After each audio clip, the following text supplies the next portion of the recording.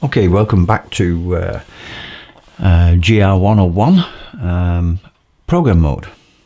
In this episode we're going to be following along from the previous episode where we reset the camera entirely. So now we can look at it as if we've just bought a brand new GR or a used GR and we've reset it so we can start getting to know the camera and customize it to our own preferences. Now, all of these settings apply to both the GR3 and the GR3X. So from now on, I'm just going to refer to it as the GR. Now, I know there have been other models, Ricoh GR, GR2, and they were very popular. But yeah, this channel is all about the GR3 and the GR3X, and perhaps any other future versions that may come along. So let's start by switching the camera on. P at the top shows us we are in program mode. Okay, now if we look at the back screen in program mode, with all the default settings, we can see this L here tells me that I'm only shooting in JPEG. There is no RAW plus symbol, so we're shooting in large JPEG. This one shows me that I've got an SD card in. This FS is full press snap is activated and the snap distance is 2.5. We will cover that in a future video. You got your battery icon down here.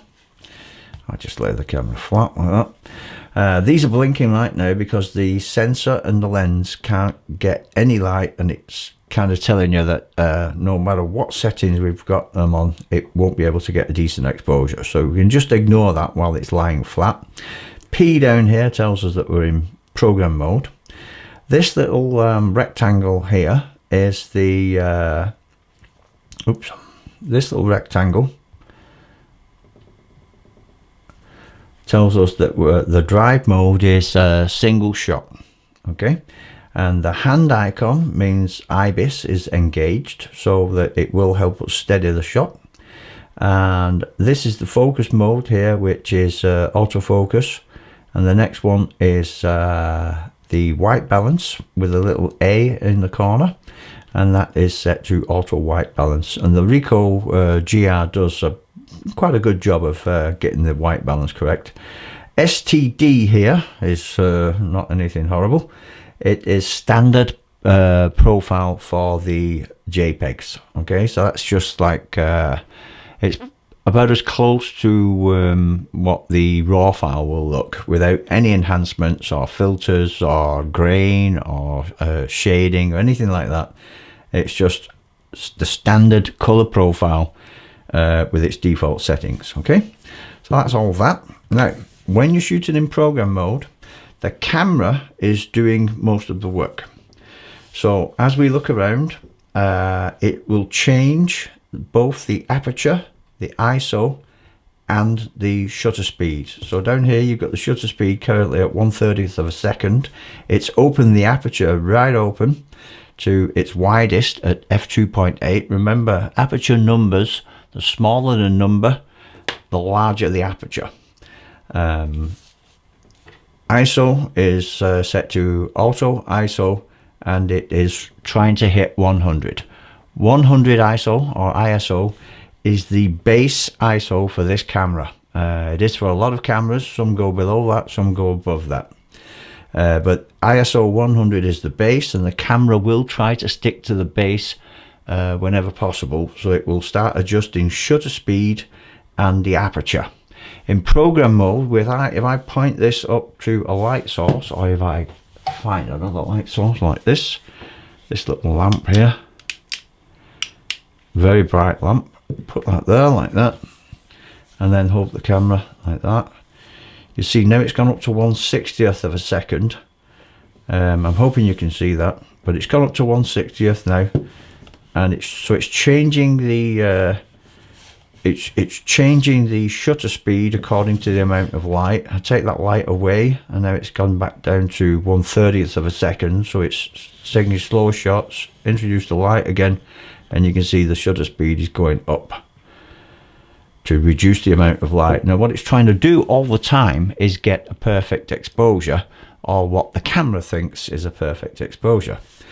In shutter priority, you can play with this wheel here, which is the shift wheel. Now this will do a couple of things. If I rotate it to the right, it will start to increase the aperture number, which is decreasing the actual aperture hole. So it's letting in less light as the number goes up as I roll that over to the right. And you can see that to compensate for that, it's reducing the shutter speed down to a very slow 0.6 of a second. So it's a very slow shutter speed there. It's almost 1 second, and now we are at 1 second at f16. But as I move the camera around, it will start to change these values again, and you cannot rely on the aperture staying at f16. It's trying all the time to get the best exposure. Okay, so that's with that wheel here. You don't have finite control over things as you would with shutter speed priority, aperture priority, or manual, but it does a pretty good job. The ISO value, like I said, will try to stay as close as it can to 100, but you can also set minimum and maximum ISO values and minimum shutter speeds as well. So we can experiment with those in future videos just to show you how that works, and it is quite an important feature of this camera. This jog wheel here, ADJ, adjustment jog wheel, has got this little symbol to the right with a plus minus. That is exposure compensation. So if I wanted to increase the exposure of a particular shot, and I don't care how the camera does it, in program mode I would just go like this, keep pushing that to the right, and you can see that it is now increasing the ISO value. Now it says down here EV plus 1.7. That is exposure value plus 1.7.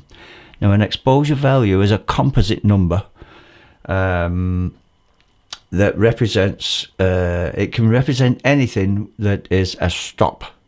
So as you increase the exposure value up one whole stop, it might be changing the ISO value, it might be opening up the aperture, it might be reducing the shutter speed to get that +1 exposure value. You can also go the other way by nudging that jog wheel the other way to a minus value, and as you can see now it started to increase the shutter speed so that the shutter is open a lesser amount of time while the other values stay the same, and the ISO sticks to 100.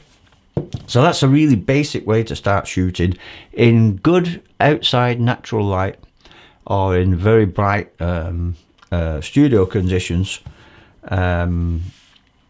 Program mode is great. Snap focus will work fine and things like that, and you'll get some good results. But what you should really aim to do is to kind of upgrade to either aperture priority or shutter priority or manual shooting.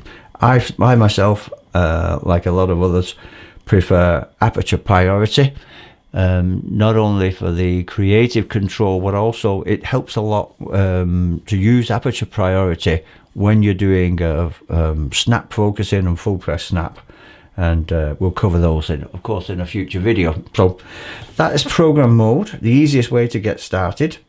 And in program mode you can change other values. You know, you can set a self timer if you wanted to.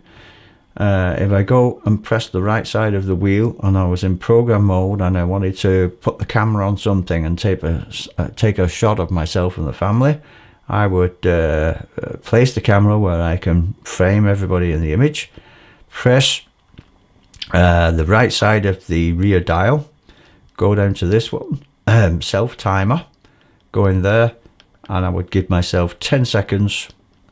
And you can see now we have the self timer icon over on the left, and I would focus and take a shot. It's going to be difficult focusing here. We'll just put this battery in there and see if it can. It can't. What if I go to macro mode? There, now it can. So I'm so close. So now it's counting down.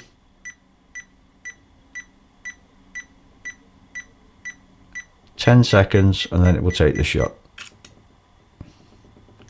Bit of a boring shot, but that was it. To get out of the self timer again, you just go back, and switch it off like that. So all of the other features work. And get out of macro mode as well by hitting the flower button there. There you go.